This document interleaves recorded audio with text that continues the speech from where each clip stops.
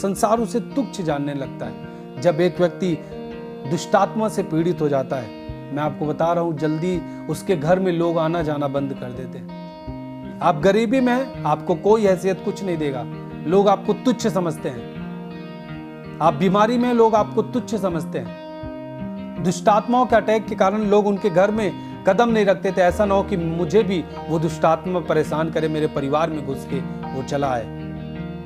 तो ये नहीं कि वो स्वर्ग में अपने आनंद को अपने लोगों को देगा, नहीं, वो धरती पर भी अपना आनंद अपने लोगों में देगा, उसका वायदा है। अब सोचिए, वो यीशु अपने सुसमाचार से उस स्त्री के स्मरण को कनेक्ट करता है, जोड़ देता है कि जहां सुसमाचार प्रचार किया जाएगा, इस स्त्री के बारे में स्मरण किया जाएगा, इस स्त्री को याद किया जाएगा, इसके काम की चर्चा होगी। जब आप उसे पहनेंगे तो वह आपकी लज्जा और शर्मिंदगी को मिटा देगा। हालेलुया। जिस पाप की दशा में, जिस दशा में आप संसार में चलते थे और लोग आपको तुच्छ समझते थे, अगर नॉर्मल जैसे एक विश्वासी कब आता है? जब एक बीमारी में पड़ा रहता है, दुर्दशा में रहता है, दुष्टात्माओं के अटैक में रहता है, संसार उसे तुच्छ जानने लगता है। जब एक व्यक्ति दुष्टात्मा से पीड़ित हो जाता है, मैं आपको बता रहा हूं, जल्दी उसके घर में लोग आना जाना बंद कर देते हैं। किसी को एक बीमारी लग गई तो जो रिश्तेदार हैं वो भी आना बंद कर देते हैं, लोग उसे तुच्छ समझते हैं। आप गरीबी में हैं, आपको कोई हैसियत कुछ नहीं देगा, लोग आपको तुच्छ समझते हैं। आप बीमारी में, लोग आपको तुच्छ समझते हैं। एक शर्मिंदगी फील होती है कि लोग क्या कर रहे हैं, मैं ऐसा तुच्छ हो गया, लोग बात नहीं करना चाह रहे हैं, लोग दूरी बनाते हैं, मेरे घर नहीं आते। कुछ के घर में लगातार मृत्यु होती रहती है लोगों की, उनके घर में जो परिवार के सदस्य होते हैं, लोग उनके घर में जाना बंद कर देते हैं। मैं आपको बता रहा हूं, जब आप प्रभु यीशु को पहन लेते हैं, ये सारी शर्मिंदगी, ये सारी लज्जाओं को प्रभु यीशु आपके जीवन से बाहर फेंक देता है। हालेलुया। कि मेरी फैमिली में हुआ है, मेरी पर्सनल फैमिली में हुआ है। हमारी स्थिति ऐसी थी कि लोग ऐसे तुच्छ समझते थे, कोई कुछ नहीं था। मैं आपको बता रहा हूं हकीकत, हमारे परिवार का अस्तित्व पूरा खत्म होने वाला था, हम मिट्टी में मिले थे। लेकिन जब प्रभु आया, वो हमारी लज्जा को, हमारी शर्मिंदगी को हमारे जीवन से उखाड़ के फेंक दिया। हालेलुया। जब हमने प्रभु को पहन लिया, पूरी तरीके से हमारी लज्जा खत्म हो गई। बहुत सारे विश्वासी जो लोग हैं, जो लोग सुन रहे हैं हमारे सामने, जो हमारे साथ ऑनलाइन है, बहुत सारे लोगों के जीवन में ऐसा काम हुआ है। लोग बीमारी के कारण उनके घर में नहीं आते थे, दुष्टात्माओं के अटैक के कारण लोग उनके घर में कदम नहीं रखते थे। ऐसा ना हो कि मुझे भी वो दुष्टात्मा परेशान करे, मेरे परिवार में घुस के वो चला आए। लेकिन प्रभु को जब उन्होंने पहना, उनकी लज्जा, शर्मिंदगी को, उस कारण को प्रभु ने उखाड़ के फेंक दिया उनके घर से। आज बहुत सारे लोग ब्लेस हैं, गरीबी से हट चुके हैं, क्योंकि ये श्राप है जो आपको लज्जा में बांध के रखती है, जो आपको लज्जित महसूस कराती है लोगों के सामने। हालेलुया। प्रभु यीशु मसीह का उद्देश्य केवल एक व्यक्ति को स्वर्ग ले जाने के लिए नहीं, परंतु जब वो व्यक्ति इस धरती पे है, उस परमेश्वर के आनंद को पूरा देखने पाए अपने जीवन में। हालेलुया। परमेश्वर का राज्य स्वर्ग का है। तो ये नहीं कि वो स्वर्ग में अपने आनंद को अपने लोगों को देगा, नहीं, वो धरती पर भी अपना आनंद अपने लोगों में देगा, उसका वायदा है। हालेलुया। वो पूरी तरीके से हमारी लज्जा को हमारे जीवन से खत्म करना चाहता है। आप सोचिए, एक स्त्री थी जिसे 12 वर्ष से लहू बहने का रोग था। बाइबल कहता है जिसने अपना सारा धन वैद्य के पीछे खर्च किया, अब उसके पास कोई आशा नहीं। उसको ऐसी बीमारी थी कि वो किसी को छू नहीं सकती। एक अकेले रहने वाली स्त्री, वो सुनी कि यीशु कुछ कर सकता है, चंगा कर सकता है, और वो इतना विश्वास की उसने यीशु को पहन लिया। जब एक व्यक्ति यीशु मसीह पे विश्वास करता है ना, वो उसे पहन लेता है।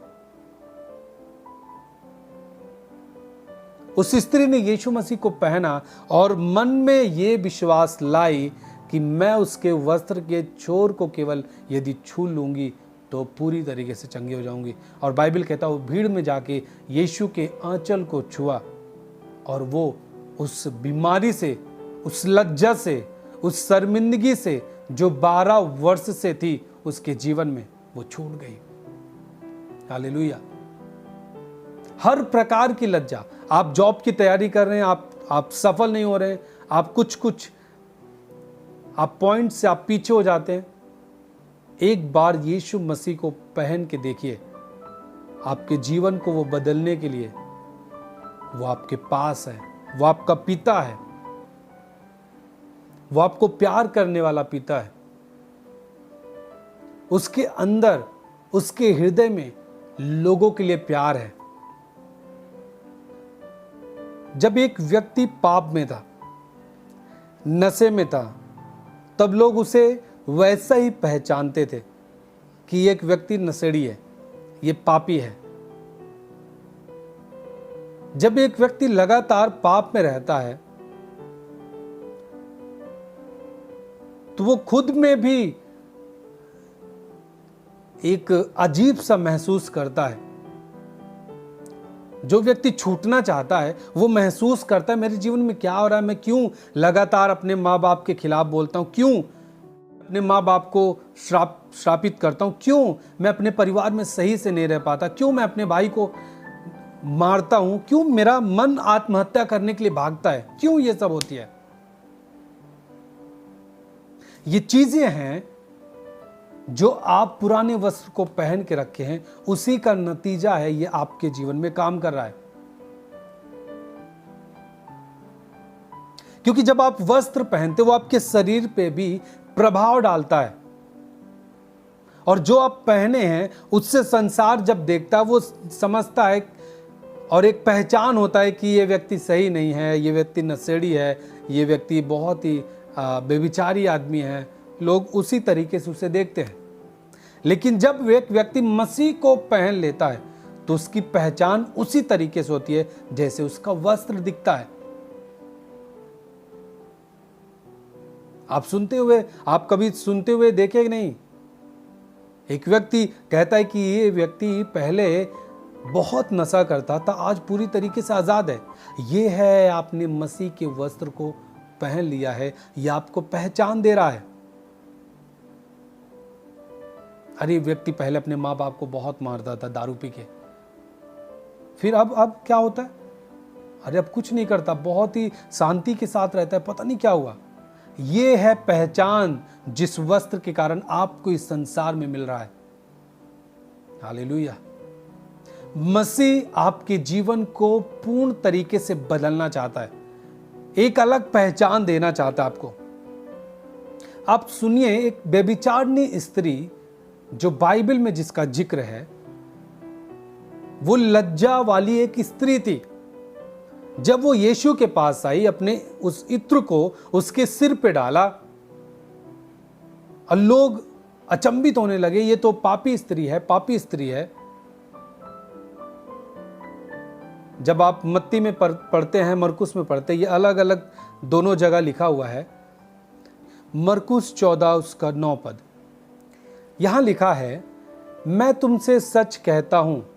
यीशु मसीह ने उस स्त्री के बारे में क्या कहा, ध्यान से सुनेगा, कि सारे जगत में जहां कहीं सुसमाचार प्रचार किया जाएगा, सुसमाचार प्रचार का मतलब मेरे बारे में जहां चर्चा की जाएगी, मेरे बारे में जहां लोगों को बताया जाएगा, जहां लोग बैठकर मेरे बारे में चर्चा करेंगे, वहां उसके इस काम की चर्चा भी उसके स्मरण में की जाएगी। किसके स्मरण में?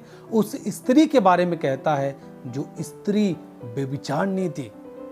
आप सुनिए, वो व्यभिचारिणी स्त्री अब कहां स्मरण की जाएगी सुसमाचार के बीच में।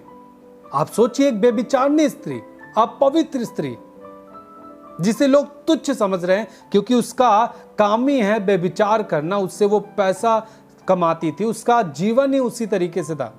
बट जब उसने यीशु को पहना, यीशु को प्रभु ग्रहण किया और महंगे इत्र को ला करके यीशु के सिर पे डाला, तब यीशु ने उसके लिए कहा कि जहां कहीं भी मेरा सुसमाचार, ये सुसमाचार प्रचार किया जाएगा, वहां उसके काम की चर्चा, उसके काम की चर्चा।